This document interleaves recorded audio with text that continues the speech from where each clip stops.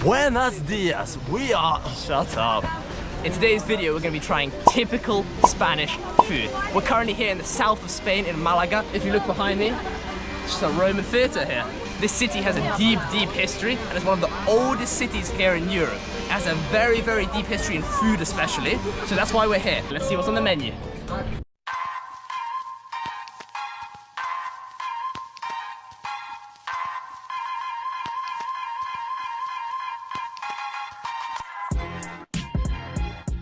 So we've come to our first food item, gazpacho.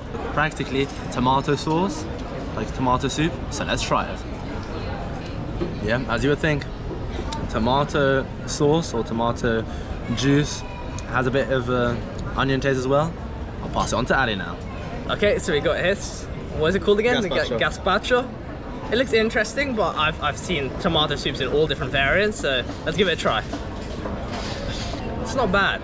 It's quite a... It's refreshing. Yes, exactly. That's what I was going to say. It's quite a refreshing drink. It's quite sweet as well, with a bit of like a salty taste to it. And it's a cold soup as well. It's not a hot soup. So yeah, pretty nice.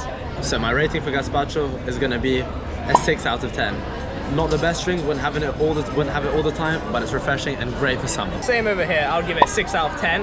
As Carl said as well, and we've emphasized it, it's very a refreshing drink. It's something between almost like a drink and a soup. It's something between there. So yeah. 6 out of 10 for me. For the next one, we're going to be trying this, manchego. Manchego is pretty much aged sheep cheese, and it's the most typical, like famous type of cheese here in Spain. So let's give it a go. It's nice. A distinct taste to it, as you know, obviously being aged cheese. But you know when you taste cheese and you can taste good quality. So now it's my turn. It has a very distinct taste, so I'll reiterate the same point. Very nice. I normally have some stronger ones, so this one's a bit milder, but I enjoy it in general. Very nice. For me, I would give the rating of, once again, 6 out of 10. Some nice, solid cheese. Not my favorite, but not bad by any means. 6 out of 10 for me. And for me, I'd have to give it a 7.5 out of 10. It's still one of my favorite cheeses today, along with cheddar. So yeah, I really enjoy the texture and the flavor. 7.5 for me. The next item we're going to be trying is the Spanish omelette, which in Spanish is tortilla de patatas, which means the tortilla made out of potatoes. So let's try it. It's literally a tortilla made out of potatoes. It has a bit of a fishy taste as well, like a bit of salmon, but it tastes nice in general. I'm here with the Spanish omelette. Let's give it a try. It's not bad. It's very much what you'd expect, like a potato omelette. I would say it's quite a filling, like patty, but it's like, imagine a potato patty. Maybe with some eggs inside, you know? Okay, so for me, I'd have to give the Spanish omelette tortilla de patatas 5 out of 10. I wouldn't have it very frequently, it's okay, but it fills you up and would maybe for every now and then have it for lunch. For me, I would give it a 5.5 out of 10. Like, nothing's wrong with it. It's just nothing wow either, you know? So for me, 5.5 out of 10. Okay, and now we're gonna be trying the national dish of Spain, which is the paella. Paella has quite a few different variants here. As you can see, we have some like shrimp, some rice on that. Let's see how it tastes. You know what? That's good. I'll say that's probably the best thing I've eaten so far here in Spain. You can taste the rice is almost like, you know, like a type of like sticky type of rice, but with the seafood and the vegetables, very nice. Very filling as well. So now it's my turn to try the paella. I like the complementary taste between the shrimps and the rice. I'd have to agree with that. Best item so far that we've tried in Spain. Very nice. I'll give the regular paella, for me, a solid 7 out of 10. And for me, I'd have to give it a 6.5. So as you just saw, we were in the bakery La Canasta in Malaga, and I asked for the 3 most typical pastries from Malaga. Let's see what's for dessert.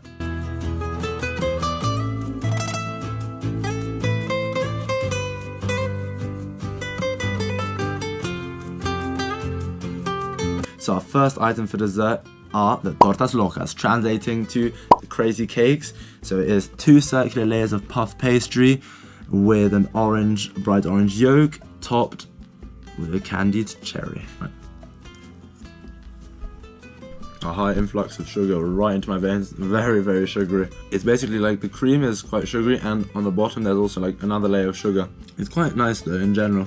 So you have that that hit of sugar from the cream and also then the powdered sugar on the bottom. If you have it like with a coffee, it could be quite enjoyable. Okay, I'm gonna give this a go now. Let's see how it tastes. Sugar in there. It's not too bad.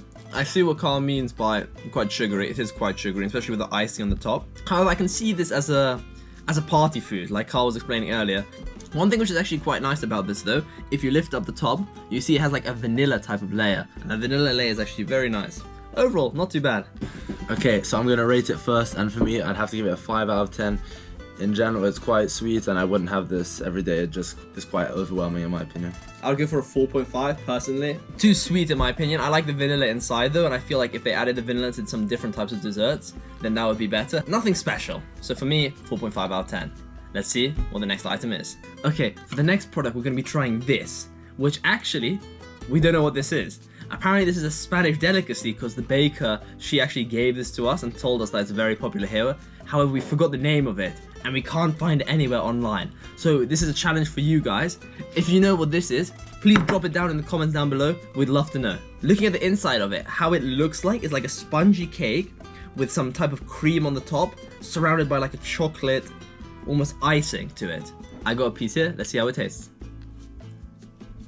That's actually really nice. The spongy cake with that cream is such a nice combo with that chocolate on top. It's not dry at all. It's actually a very nice cake.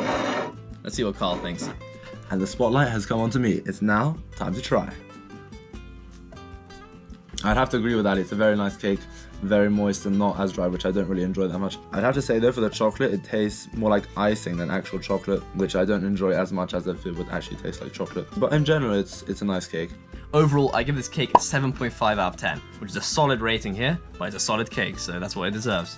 And for me, it's gonna have to be a 6 out of 10. The only aspect that's hindering it having a higher rating is the actual chocolate on top, which makes it actually have a more of a custardy taste instead of actual chocolate.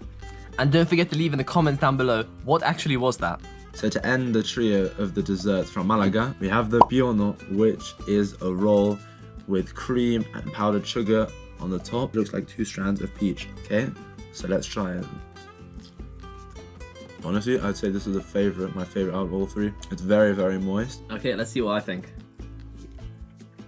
That's quite a nice one. Following a lot on what Carl said there. I also like that the sponge is quite moist, which gives it a nice texture as well when you're eating it. Yeah, overall, very nice cake. So for me, I'd have to give it a 6.5 out of 10. For me, I would give it a 6 out of 10. It's not bad, but just nothing special for me. So for me, a 6 out of 10.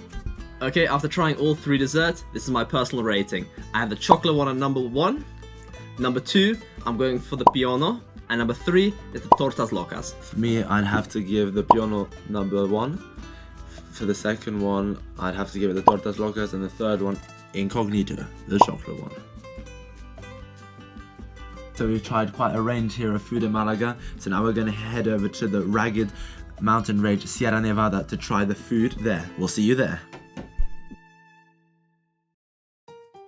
After a long coast journey through the Sierra Nevada mountains, we finally arrived in Capilera, a small village tucked away in the mountains of southern Spain. The first food we're trying is a Spanish tosta.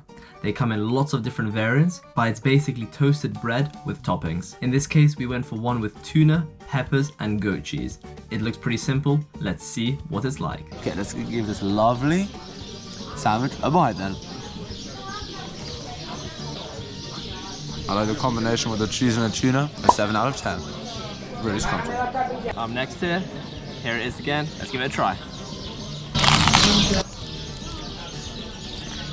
I like how the tuna goes quite well with the cheese on the top. Quite a nice combination. A bit basic, you know, a bit of bread, a bit of fish on top. Like, it's not bad. Let's go 6.5 out of 10. That's for my rating. The second dish we're trying is migas, a traditional food from this part of Spain. Normally it's served with pork, but because we don't eat pork, they've replaced it with extra fruit. So we've got migas with melon, orange, and grilled peppers. It's a pretty unusual combination. Let's give it a try. Okay, so we've got a bit of everything here. Let's give it a go. It's not bad with the grilled peppers. I actually like that combination. However, the fruit in general seems a bit random, I'd say. It's not bad in any way, but it's a bit random. I guess this could be quite a refreshing meal. So it's a very Mediterranean type of dish, as you can see. It often comes with pork as well. However, since we don't eat pork, You know, we're not having it with this, so we're gonna have to keep that in mind while rating it. I'll give it a 5 out of 10. Overall, I do like the grilled peppers quite a lot. However, the whole combination just seems a little bit more random in my opinion. But overall, 5 out of 10 for me. Now I'm gonna try the migas. As Ali said, this is just breadcrumbs, very, very random. But I think it's also just because they substituted the fruit for the pork. In my opinion, I have to give it a 4 out of 10. Not great, but I'm also gonna say from a Portuguese perspective, they don't have that much food, guys. Just take it into account. Just go to Portugal, it's just better. 4 out of 10 for me. For the next food item, we're gonna be trying this. The cassada pastiega. The cassada pastiega has over a century of history. It's pretty much a sweet dessert made of cheese, lemon, cinnamon, and wheat. Okay, I got a bit here. Let's try. I'm actually quite a fan of this one. Try to imagine like the top of a cheesecake, but with a bit of a hint of lemon and cinnamon. It has quite a tarty texture as well. But overall, it's quite nice. Yeah, but I'm actually really enjoying this. This is a nice dessert. Okay, so it's now my turn to try the cassada pastiega. Doesn't have much flavor in my opinion, but it would be nice on a warm summer's day. A nice refreshing lemonade, and you have this together, or even with some ice cream. Well, in general, it's quite nice, quite refreshing. I have to rate this dessert a 7 out of 10 for me. And I'm going to conclude this dessert with a 6 out of 10 rating. Alright guys, I hope you enjoyed this video of us trying some typical Spanish food. If you did, make sure to leave a like and subscribe. And let us know in the comments where we should go next and what food we should try. Thanks for watching, and we'll see you in the next one.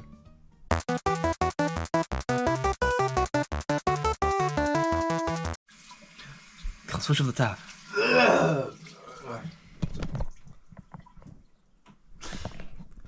Okay. And don't forget to leave down... Carl, I'm actually recording.